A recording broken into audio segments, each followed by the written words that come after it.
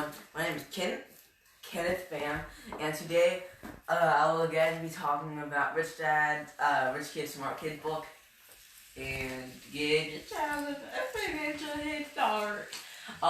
Yeah, so basically coronavirus stuff still going on. I mean, like, I think the last time I spoke, I think it was probably 2 days ago from yesterday, 2 days ago. So it's not hasn't been that long since I did say anything about the coronavirus.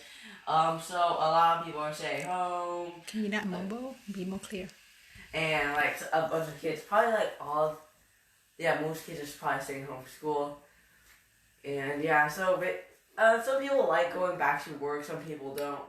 I like staying home from school because if I go back to school, it's gonna be boring and you can't have that much freedoms.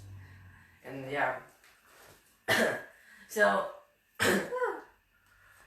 basically so this is supposed to be I think we filmed in this room a few times. We transformed it to my office. I'm special.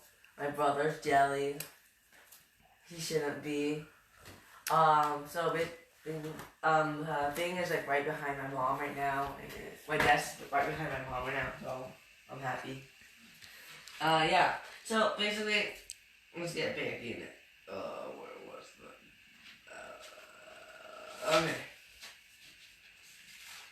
So last night there's the building the rich dad gets paid less than the employees and stuff. There's what most people do. Most CEOs have to pay the employees first and get all the flexibles, so you can get your extra money. If you're a normal person, you probably shouldn't do that. Because let's say you have $100 and stuff, you should get your share first. Or you should get your share first. $100, take $75 for yourself. To save or invest, and the rest of the money you can just do whatever you want with that. So maybe paid debt a little bit of that and stuff, because in that way you get a little bit more money than if you pay the expenses first. Yeah, so if you pay your expenses first, you'll actually you get less money than if you just pay yourself first. But when it comes to if you're some CEO, expenses paying employees are important. Okay, so basically the rich dad's lesson was you don't get rich at work, you get rich at home. And he basically says it's at work where you earn your money, and it's at home where you decide what to do with your money. So after work, you can do whatever you want with the money. Sell it, sell your own money. Throw out a window, spend it, save it, whatever. And so most people get richer at home because they decide they make the right decision to invest with the money, or yeah. So you want to you want to bring some work home, because after work you just sit there and do nothing, just watch TV and just listen to the news, and that's basically it. For most people, my family doesn't like watching TV as much, unless you're my grandparents. They have nothing really to do because they're old, so they just watch the news, and yeah, that's how they know everything. We don't have to tell them. So he says that there's a difference between yard work, the school work you bring home, and the work that his dad brings home from his office, and the kind of homework he's talking about. So, his rich dad said the primary difference between the rich, the poor, and the middle class is that they do is what they do in their spare time. The poor people in their spare time, I don't even know, do whatever. Some poor people are they either spend all the money that the chance to get it, or some poor people, they are cheapskates and keep all the money and do nothing with it. So basically, maybe the middle class will keep some money, but ends up spending more money than they earn. But they're not poor, and the rich people, they have better habits than everyone else. Unless you're those spoiled rich people, and they're Gucci, or something like that, and they spend millions of dollars each year. Okay, so basically, his friend Mike. So the rich dad smiled at his son Mike and him, Robert, for a moment, and then he said, because the rich dad used to own like some restaurant, at the time. So he asked him, "Where do you think this restaurant was started?" So do you think the business came out of thin air? And then Mike, his friend, said, "No, you and mom started the business at a kitchen table, and that's where your business has been started." So basically, the rich dad's like, "Yeah, that's correct," and like everything you have to plan at home. Most people can't plan all that at work because you have work to do. At home, that's when like you have the most time. So you're gonna sit there and like, okay, that's cool. I want to play music. I want to be rich with music. Or like doing whatever like they can to be rich. So basically they talk about a Monopoly, how like a Monopoly is a game, but it's also like a good thing. So he says that like the rest of the answers found on the Monopoly game board for like, you know, like how much franchises and like restaurants and all that, or like companies the rich dad had. So he said that like what happens around when you go around the go. That's like at the beginning of the Monopoly game. So you get like $200, and every time you go around the go, that's like collecting your paycheck. The rest of the money you're earning is like on your own time. So, and to win the game, you're supposed to buy a bunch of real estate, like own a Monopoly, like the whole side of the board. I think. At home, like when I had Monopoly, we literally just avoided all that rules and just played our own way. And whoever had the most money and all the most properties wins. That's like our rule because we didn't bother to read the directions. So basically, in order to win the game, you're supposed to buy real estate, and the goal is like your paycheck. So you don't become the winner if you keep passing the goal multiple times, getting to $200. You win by like doing the real estate, which is like the homework ish.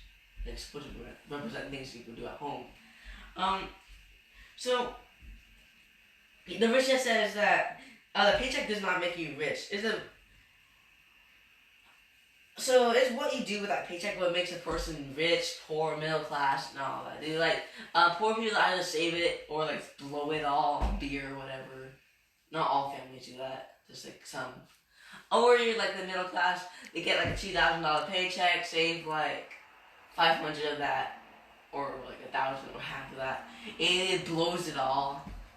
And then the rich people, they do whatever, in order to save money. So yeah. So they can.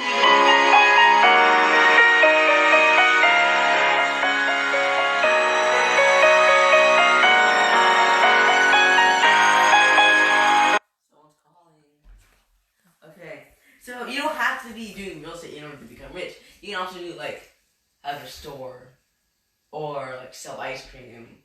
Well, you're gonna have to be a very successful ice cream seller, but like you can do like many other things to become rich. So it doesn't have to be real estate. But in this example, like a lot of people who became rich did real estate. So in this, like he says that one of the better formulas for wealth is found here on the Monopoly board. So he asked like what formula, and so the rich dad said okay, so how do you win the game? And then his friend Mike answered like, well, you have to buy several pieces of real estate. Then you begin putting houses on them, and then after 4 greenhouses, you can turn one into a giant hotel, and then yeah, you can't have like a bunch of mini small ones. You're gonna have to at least turn something to bigger to expand it. Mm-hmm. Yeah. So let's say like you have a small store, you start off like that, and so you can't have like just keep tiny small stores. You have to eventually turn into like Walmart. Except for like not Walmart, like a tiny store, and someday you have to like combine all into like one giant store. So you can't like keep having mini ones. It's like a video game. Like you can't have You can't have a bunch of weak things, but when you combine it, you can have like one strong thing. So basically, like it's not like it could be literally like that.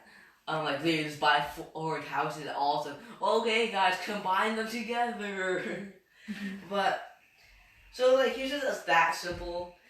Like when you buy single family home, you have a lot of residential, right? And then Yeah. when you have 100 something, you sell it and you want to buy apartment homes complex. Yeah.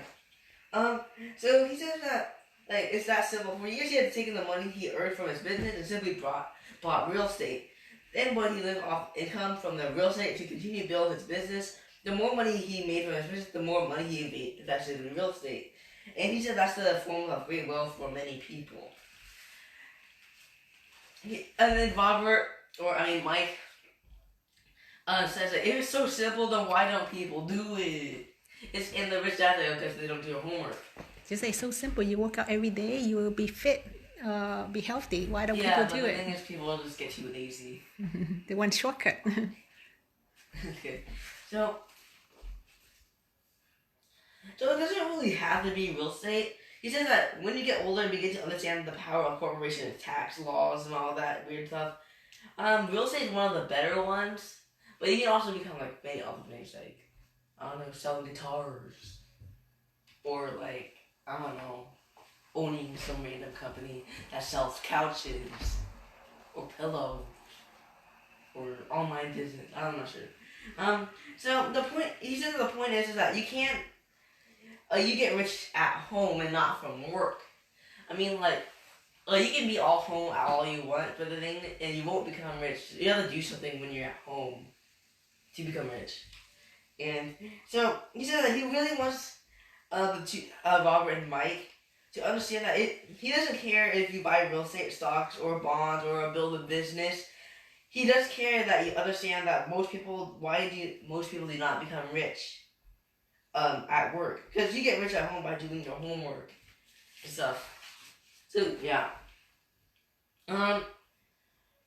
So basically, when they both were 12 years old, so the rich dad began to like teach them all this like more things, like how of his move like to become one of the richest men in Hawaii and all that stuff. Because they get more mature, he gets to teach them different things. Yeah. So basically, Rich Dad had begun his move to become one of the richest men in Hawaii. Yeah.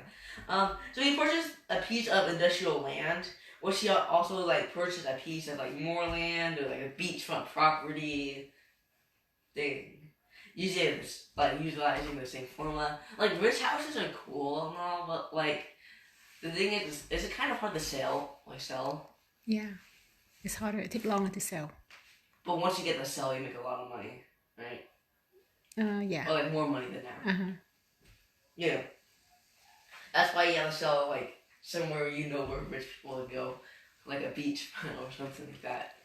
A lot of people most rich people go there. You want to sell houses where more people can afford to buy. Yeah.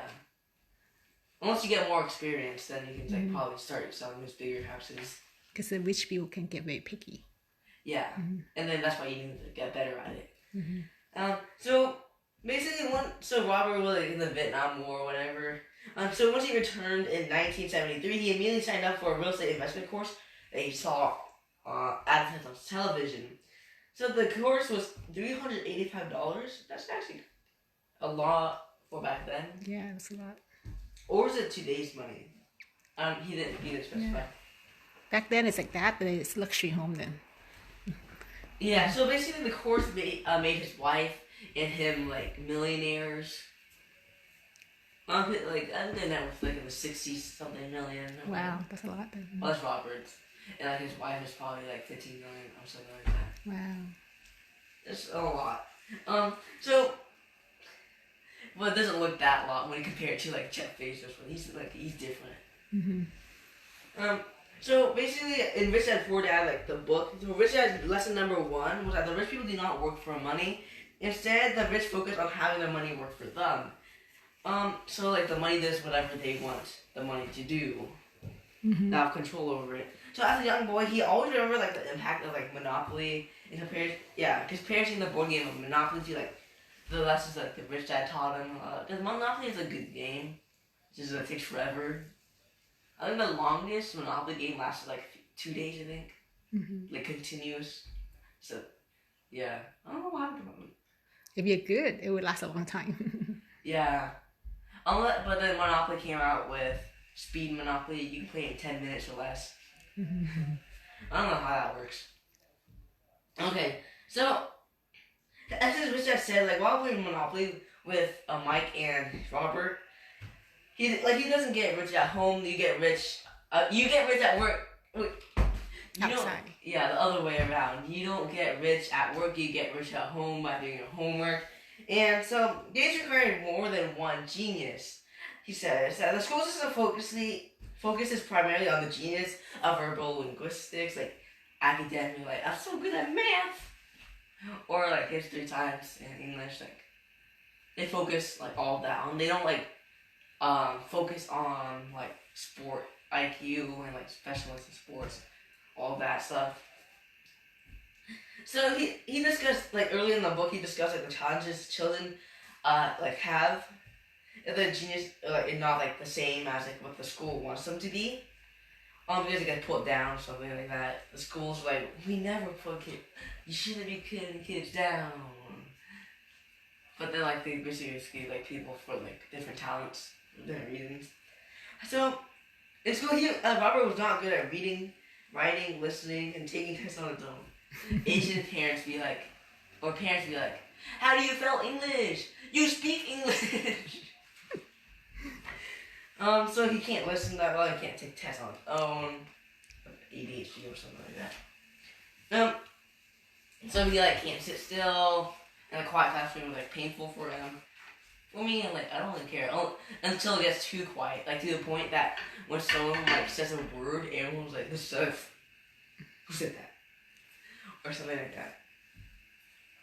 Or the point is too loud where you can't. Basically, just give up on doing anything. Like sometimes in class, like it gets too quiet. I'm like,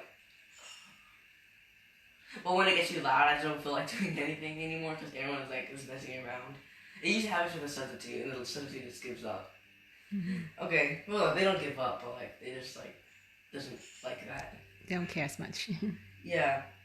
So basically, he was able to like tolerate the required confined classroom work because it like led to real life learning of sailing and flying, and like he studied in the classroom because he wanted to learn, and like he wanted to learn like so because he like would work harder and you'd not be bored. Like school like gives you like good working habits, I guess, like good studying habits. Like you do your own like things, but it doesn't like teach you exactly. It just gives you like tiny hints. Yeah. So apparently he doesn't like having like his own office because like apparently too quiet, and like he just can't just sit there. Well, I do. I said like I want to lock myself in here, and if my brother starts banging on the door, like you can't come in here. Are you an introvert or extrovert? Right now I'm going to be an introvert because of the virus.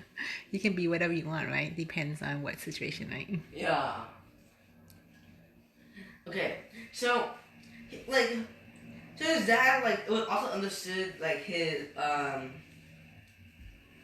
like that he needed like some reward after he studied because like he knows like he's like a teacher and he knows that like he needs like help and whatever, so like basically like worked around like to teach him like the way he's more comfortable in. So he knew like he was like rebellious enough to not follow the orders of go to school. A lot of people like getting homeschooled now or like going private schools. It's weird. So like he needed a reason. So he's like smart enough to say like go to school, get good grades, so you can get a good job and sit in an office. Must sound boring. Oh yeah, what if like in the office like basically they feel like special and you're like the only one of your kind. Like they can't hire anyone else like you. Basically, you kind of have the power in a cubicle or whatever, just to sit there. It's like this. You're like, I want to fire you. Like, no, you can't, because you can't hire anyone like me, and I'm the only one that I can do this. So they just sit here like, oh, nice. I think that happens sometimes. Like, they're so special that like whatever they do, like they can't do anything about it. But not a lot of people have that freedom. I guess. basically in the classroom and stuff, and he didn't really like that. His dad didn't really like the idea of like playing Monopoly for hours with his rich dad, because his smart enough teacher to know that playing for the rewards they could get from the game, all of that. So he said that he knew like he could see his future. That's why he said go to school, see the world. You can play Monopoly all over the world. I can't afford you to send you all over the world like with his own money. It's really a lot. I wonder if the cost to go to fly to all of the countries in the world. Who say I can afford? Huh? Who say I cannot afford to send you to all over the world? The poor dad, the team school teacher. Okay. For what? All over the world for what? He said like to see the world, so you can play Monopoly over the world, like real life Monopoly. He won't compete? No, like you International? know how you in new real estate all over places and stuff. Mm-hmm. So you cannot afford to send them all over the world.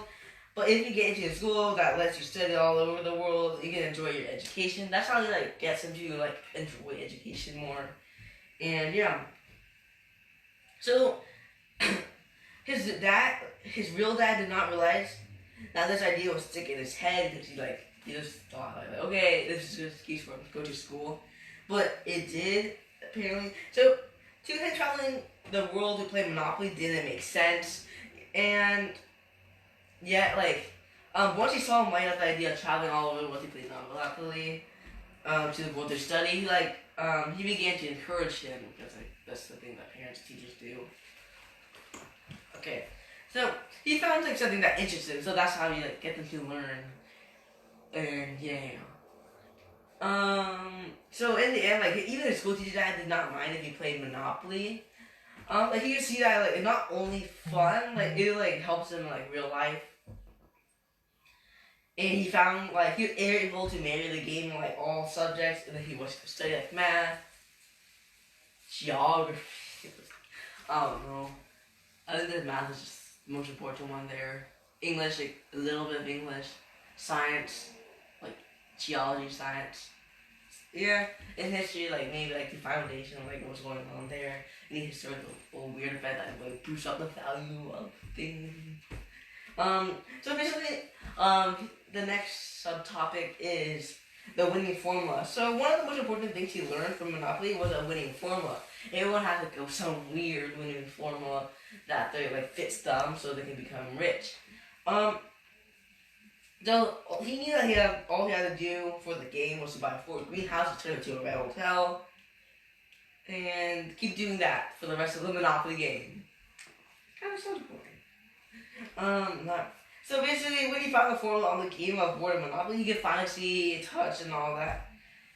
His rich dad's greenhouses, not literally, but what he was trying to say. So he knew that his poor dad's formula, study hard to get a good job, work hard, stay there. An old formula, it was good for back then, and it's not good anymore. So he said each coin has 2 sides. The bad news all the time, by he was 15, he gets the threat of if you don't study, you won't get to a good college. If you don't get a good college, you won't get a good job, and if you don't get a good job, you're poor. Kind of actually. And you won't be successful. But that had little impact on his motivation to study whatever he wanted. How much time do you have left? Not yet. Okay. Don't check. I cannot check. The long will go on.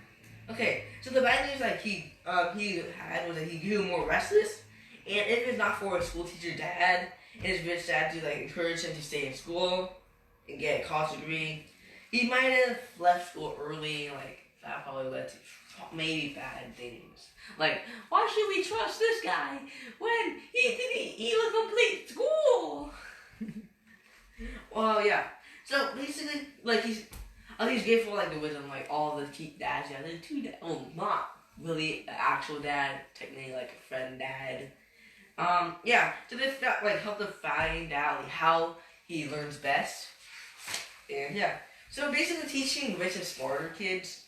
So he was asked by some leading network marketer companies, some leader of the network marketing companies that to teach what they call the next generation, was at the time he was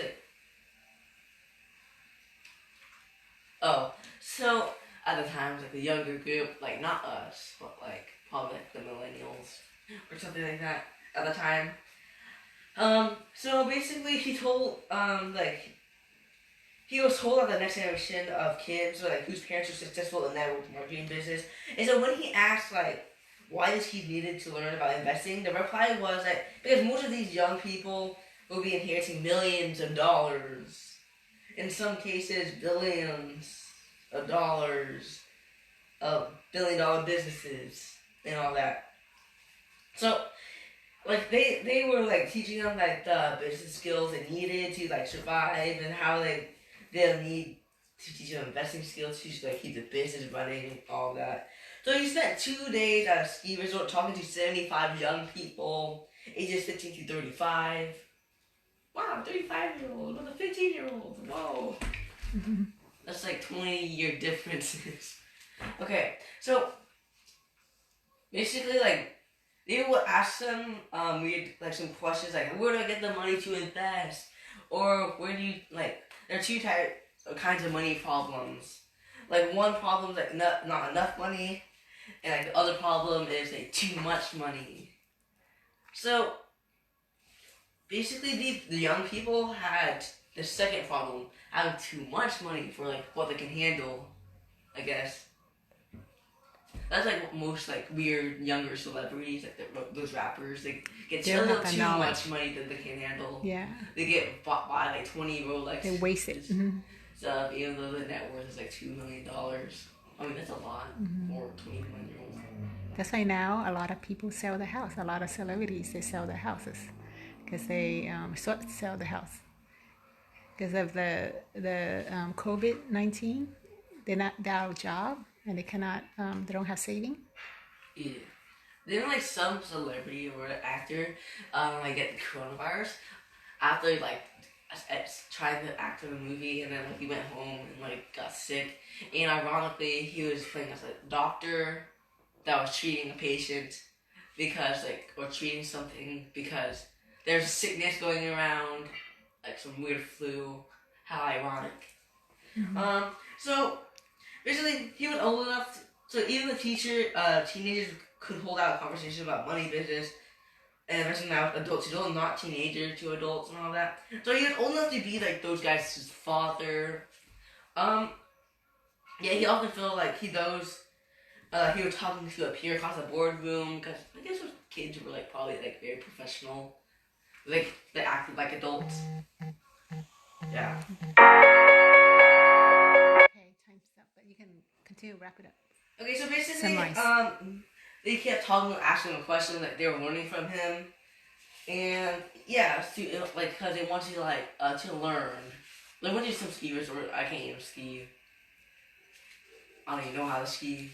You can learn this winter. Yeah. So hope you enjoyed this video, and I'll see you next time. Stay safe.